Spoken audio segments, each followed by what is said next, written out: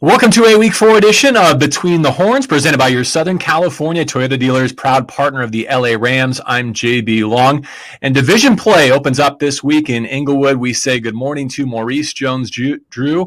MJD, how cool is it that for the second week in a row, the NFL's only undefeated matchup is at the Rams' house? I love it, JB. I loved last week. It was a great experience. I think this week will be even better because it's divisional play. Two opponents that know each other very well, and let's see how the Cardinals are able to respond with all the new pieces that have played well for them over the last couple of weeks. Yeah, 3-0 Arizona arriving in Los Angeles, and I know DeMarco Farr on weeks where the Rams play Kyler Murray has trouble sleeping, right? It's the old defensive lineman in you. How to rush someone of his skill set. How did you know that? I tossing and turning all night. I don't watch Kyler Murray video before you go to bed if you're an old D lineman. Yeah, tough. This is the Matrix at quarterback. He finds a way to disappear, reappear, throw the ball down the field, and he's got a pretty good receiver that can kind of feel him on the field. So, yeah, it's going to be a nightmare. But this is fun. But I want to caution people, all Rams fans, and I told Sean McVay this. You know this, JB. The title does not change hands after week 3. So you beat Tampa, you beat the defending champs, a long way to go. Now, guess what? You're Arizona's big game, so it only gets better from here.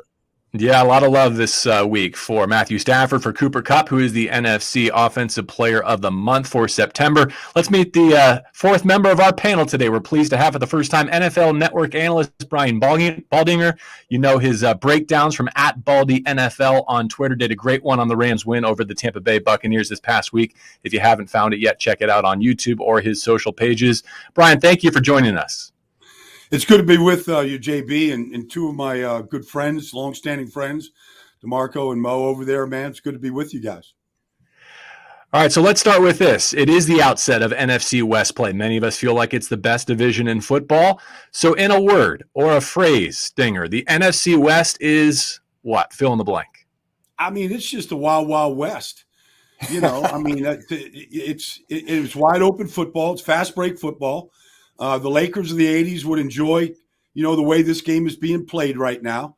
And so you better be able to defend or at least get stops. I mean, that's what we saw last week at SoFi with the Rams. They got some stops against a hot quarterback and a good offense. And however you do it, whatever you got to do to try to keep them out of the end zone, that's the challenge this week and probably going down the road for quite a while the whole season.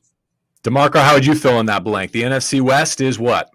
The SEC, the best division in football. I mean, really, when you think about it, it is tough from top to bottom. And I think we thought this division had a chance to be that once Matthew Stafford came on board with the Rams, and we're seeing that offensive success. Russell Wilson in Seattle is always a problem, an MVP candidate. And we always said if Arizona could get it right at quarterback and Kyler Murray could kind of let the game slow down and come to him, they're going to be dangerous. Here they are at 3-0, and San Francisco is always a snootful. So, yeah, this is a tough division. It's going to cannibalize each other. But I think from the top down in the NFC, you'd have to stop with these four teams coming out from the West. And JD? I guess going with the whole Wild Wild West, I guess you call the NFC West coaches Billy the Kid and then the old gunner at Pete Carroll. A bunch of young minds that are very innovative. Find ways to kind of run a very similar offense. As we talk about Arizona, what they have there with Kingsbury and the air raid offense and throw the ball around the yard, then Kyle Shanahan and what he's able to do with his running game from what his dad kind of created in Denver. Then obviously Sean McVay with his offense, these young coaches. And then you have the old GOAT, Pete Carroll, still trying to win it, playing defense and running the ball, which isn't working for him. But again, you're talking about a really good division that we thought was going to be really good 3 years ago, right? Mm-hmm. And it kind of came to fruition, all the moves, and the competition is at a high level. So I'm excited to see what this is going to look like, right? We've been waiting, like DeMarco said, we've been waiting for Arizona. They've been on the brink of doing something really good for a long time. Now it's here. Now it's time to see if they can play.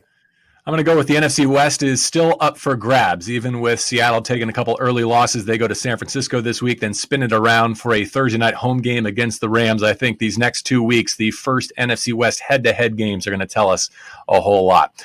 MJD, back to you. For Rams and Cardinals, a matchup of 3-0 teams, who does it mean more to in terms of their ultimate goals? For me, I think it means more to the Cardinals in this situation. And your ultimate goal, think about this. I've been a part of teams where we played the Colts, and we couldn't beat them, right? The Colts beat us 6 straight times, 7 straight times, 10 straight times. And it's like, bro, we can't do anything right against the Colts for some reason.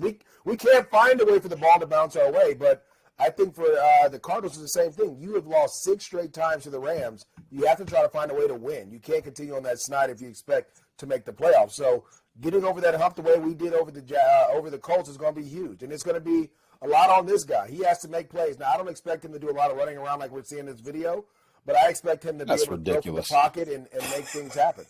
That is just ridiculous right there. That should be illegal. He should have to dribble. Seriously. That is not fair. Wow. Dinger, 8 in a row for the Rams under Sean McVay against the Cardinals. Do you agree with Maurice that it's more important for Arizona to get to 4-0 than it is for LA? Well, I mean, both teams, really want to win. These division games count almost like 2. If what DeMarco said comes true, that they cannibalize each other, and I don't disagree with that at all, that, every one of these games gets magnified when it's a division game. And so at the end, you're always looking at what's your record in your division. Because the goal every year for all these teams, win the division. You get a home playoff game and maybe a bye. So I can't really say it's more important. I understand what Maurice is saying about, it's time for Arizona to win one of these games, and show that you can slay the dragon, that kind of thinking. But I think it's just important for both teams to continue to play real well, play their brand of football. And when you watch Kyler Murray right now, I mean, he's completing over 80% of his passes in the last 2 weeks. And we saw the one video clip week 1 against Tennessee, him running all over, that stadium. But really, the last 2 weeks, he's staying kind of like almost Tom Brady-like. He's staying right in that spot behind the center, behind Rodney Hudson, which is a big upgrade for them, and really throwing it from the pocket. And that's what's been impressive about him is he's gotten protection and time, and he's carving these teams up right from the pocket. And I think that's a big step for Kyler Murray to be able to do that. That's a good place to stand if you want to be protected. Stand behind Rodney Hudson. You'll be good. I don't think a hurricane could get to you. It's an upgrade. It was an important signing this offseason. DeMarco, previewing this Week 4 contest, Cliff Kingsbury kind of looking at one of our favorite matchups, Ramsey against Hopkins, said that Jalen is the NFL defensive MVP to this point in his eyes. That's tough to argue when number 99 is on your same roster, much less in your division, or playing the same sport. But do you agree or disagree that there's a case to be made for Jalen? I totally agree. You didn't see me say that, but I do. I totally agree. Jalen Ramsey has been unbelievable, and it's the non-sexy stuff. It's the stuff that doesn't show up in the stat column. I mean, anybody can show off a bunch of picks. That's easy. It's easy to make Defensive Player of the Week if you luck into a few basket interceptions. But the way he's played defense and the toughness he's brought to this football team, the violence he's brought to this football team, you said it on the broadcast last week. I think it was a second down play where he drilled a tight end short of the line to gain. And then on the next play, Hollins made the same exact play, and they got off the field. But that was all sparked by Jalen Ramsey. And even the field goal right before half, when Tampa Bay was lining up for the field goal, Jalen Ramsey influenced that kick, influenced that miss because of his get-off. So it's not just playing corner. It's not just locking down guys. It's playing – he's being a complete football player on the defensive side of the ball. And he's being a difference maker. So absolutely, it's easy to pick out when you watch the tape who has been the most dynamic guy on the field for the Rams. And that includes when Aaron Donald's out there. Brian, you watch as much tape from around the league as anyone. What do you see from number 5 in Royal and Soul? Well, he's a different cat now. I mean, he's a freak athlete. They're moving him all over the place. Raheem's doing a great job. He's always wanted to do this. That first opening game against Chicago, I haven't seen, to DeMarco's term, I haven't seen that kind of violence out of a defensive back since, I don't know. I mean, Rod Woodson, somebody like that, Charles Woodson. I mean, those type of players that can hit like that want to put the game in their hands. And so you see him inside now. He's playing at the line of scrimmage. They're blitzing him on occasion, right? They're using him the way they should use him in a variety of ways. There was a time Arizona's coming to town, put him on DeAndre Hopkins, let him throw a blanket over him, keep everything in front of him. That was pretty good. But now it's so many different ways to use Jalen. And I said it week 1, like he wants Aaron Donald's award. He wants it. Like, it's important to him. It's important from a respect standpoint. But I think it's for, you heard him talking to Tom Brady last week, the respect he has for Brady. He wants to play against the best every week, and he wants to be the best. And so he is that type of player. He wants those challenges. And he's going to get one again this week, and he knows what's in front of him. But he's certainly – you can't have the conversation without talking about Jalen Ramsey. Maurice, let's stick with Kyler Murray against this Rams defense. He's been great under pressure. He's been great throwing against zone coverage, two things the Rams are known for defensively. How good do you think this strength against strength matchup is in week 4, and what coaching points will dictate the outcome when the Cardinals are on offense? Well, the biggest thing for me is when you're playing good, when it's good versus good, it's how clean can you play, right? A lot of times I went back and watched the Jaguars game versus the Cardinals, they didn't play the cleanest half, right? They had some miscues, they had some misplays. You can't afford to do that against a Rams defense. Now, the Rams defense have given up some plays, too, around the way. You got to kind of tighten those things up, especially with his ability to run out of the pocket. But what I always go back to is the Rams run a different system, a different scheme when they play Kyler Murray than they played Russell Wilson, than they've done against Jimmy Garoppolo and every other quarterback. They find a way to keep him in the pocket. You see those outside backers, when they think Kyler Murray's going to take off, they take a flat angle to the sideline to keep him inside of them. And so, to me, that's the key. Can you continue to bottle him up and keep him inside? You have the DBs to cover. Yes, they've added A.J. Green. Obviously, Rondale Moore is having a big year. Christian Kirk, all those guys, yes. But you've been able to corral those guys a ton. Can you keep doing that? And so, for me, when you look at Kyler Murray, what they've been able to do, yes, he's been throwing out of the pocket, but he hasn't gone against the likes of Aaron Donald that gets that immediate pressure inside. He hasn't gone against Leonard Floyd, who does a great job of doing those type of things. So, for me, when you're looking at that's the difference maker. It becomes not the X's and O's, but the Jimmy and Joes, right? And so that's what it comes down to. Can you block Aaron Donald? And as a defense, can you keep Kyler Murray in the pocket? And if you can't do that, you're going to have the same result that you've had the last couple of years. DFAR, hearing Maurice talk about Leonard Floyd and mention outside linebacker a couple of times there. This is a big week for the opposite edge with Justin Hollins going on injured reserve with surgery on that torn pectoral. Like, how much of a concern is that given the youthful inexperience behind Hollins on that other side of Floyd? Massive, about the size of my head. Massive right now. It's scary. Go back to Indianapolis, guys. We're in Indy and we're watching Carson Wentz scramble for his life, right? Remember when Terrell Lewis got out there and Carson Wentz gave him the out and up and shook him and got the edge on him? The first thing I thought was, oh my God, what if that was Kyler Murray? That's not just a scramble for a first down. That could be a touchdown. So now that you're down Justin Hollins, and I never thought I would say this, I think they're really going to miss him and his ability. 2 starts, 2 sacks. I think he was on his way to having a pretty good season, maybe a 10-sack year, a Neil Smith type year. Brian, remember those? Stand there with a net and catch every quarterback that ran away from Derek Thomas. But same thing. So they're going to miss Justin Hollins out there. So Terrell Lewis versus Kyler Murray is a scary prospect. I mean, he shakes better guys than what he's going to see on that right side this week. So it's really up to Raheem Morris to find a way to keep him in the pocket. And I will say this, with Arizona's offensive line so banged up, I know we just gave Jalen Ramsey a bunch of praise, but I think that might stop this Sunday because I think really Aaron Donald is going to tear these guys apart. If you're starting backups, if you're starting starters against Aaron Donald, it's 50-50, maybe even 70-30 his favor. You're starting guys that are basically coming off the practice squad in his house with crowd noise. There's going to be tremendous pressure on Kyler Murray. So it is indicative of those outside guys to make sure you keep him in the pocket so you can take advantage of Aaron Donald's dominance up the gut. Yeah, Friday's injury report will be key for the Arizona offensive line. Brian, let's transition to the other side of the football. And it's been a week of just outpouring affection for Sean McVay and Matthew Stafford and Cooper Kupp and Deshaun Jackson. The Rams rising to the top of nearly every power ranking. How might Vance Joseph and company try and take away what the Rams do best now that there are 3 games and almost 200 plays of inventory in terms of what it looks like with number 9 at the controls? Well, they have their defense is not a great defense, but they have great playmakers, Budda Baker and Byron Murphy and, Isaiah Simmons and Zaven Collins. I mean, they've got playmakers, Chandler Jones. And so they kind of live for the big plays. Byron Murphy gets a couple picks last week. Was a big part of, their success. So to me, they're going to give up yards. They're going to give up plays. But can they take it away? Can they create the big play that we've seen Chandler Jones do right there, when he had his career day against Tennessee? But that's how they live on that side of the ball. They really live for the big play. And I haven't seen them yet just put it all together, all the pieces. And so that remains to be seen. But,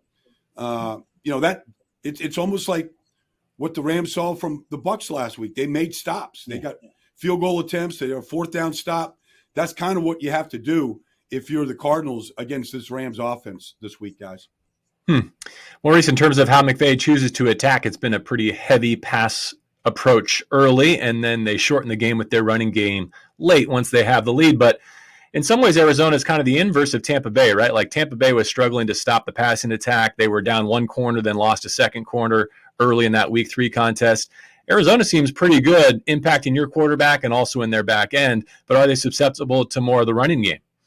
Well, it takes me back to that time the Rams brought in C.J. Anderson. For that game, we go down to Arizona to Glendale, and you run with C.J. Anderson, and he runs, 110 yards or something crazy like that. I forgot what the yardage was, but that's what you want to do. You want to run and rush. You don't want Chandler Jones to get up the field, right? You don't want this defensive line to start getting up the field and getting after your quarterback. You want those guys to have to stop the pass. So I think it's going to be really important for Sean to kind of start with the run a little bit this week and then get to the play-action pass. And the one thing that people haven't talked about enough is how many times, JB, have we seen Matthew Stafford change the play at the line of scrimmage, right? He goes in, he does a quick cadence, whatever it might be. They show what they're doing. He checks real quick, and the ball's out. We saw that against Indianapolis. We saw that against the Bears, and we saw that, obviously, Sunday against the Buccaneers. Some of those huge plays, those quick screens to Cooper Kupp, some of the plays down the field, those are plays where the hurry-up offense where they go 4 receivers on one side and they kind of catch them off guard.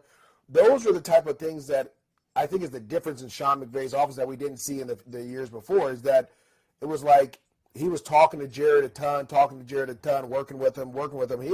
Here's the play. This is what we like to get to versus this coverage. This is what we like to get to versus this blitz.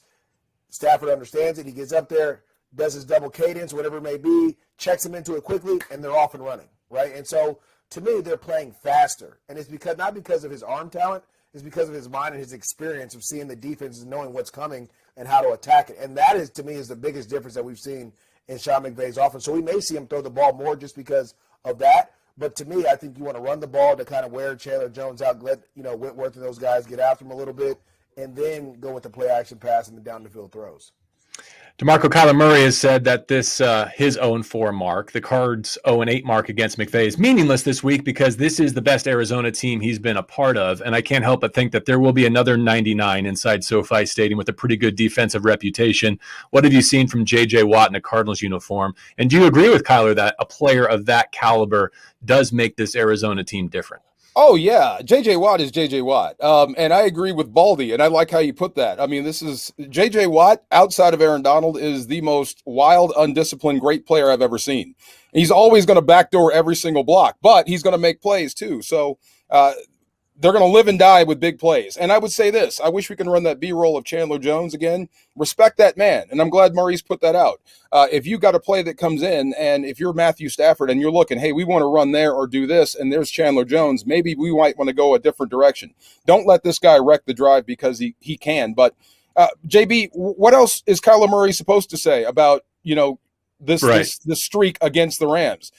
He has to be positive, but it's in the back of his head.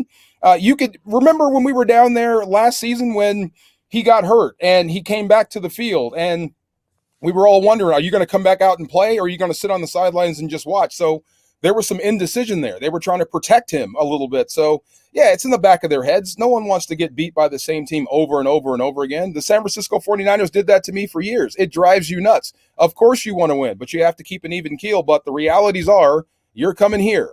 They still have Aaron Donald. They've got Jalen Ramsey. They've got Matthew Stafford, who puts pressure on you from the other side by scoring points. And they'll be able to run the football against that defense. We all know this. So Kyler Murray's in a tough spot. It may fall upon him to win the game by himself. Now, who wants to do that away from home? You know what I mean? So this is going to be tough. But what do you expect him to say? But I do expect the Rams to have success running the football on that defense. Maurice, I saw you raising your hand. Go ahead. I do. I would. DeMarco, to answer your question, who wants to win the game by themselves on the road? I would, because that's, to me, if you consider yourself a great player, these are the things that you relish. Did you hear what Tom Brady said after the game?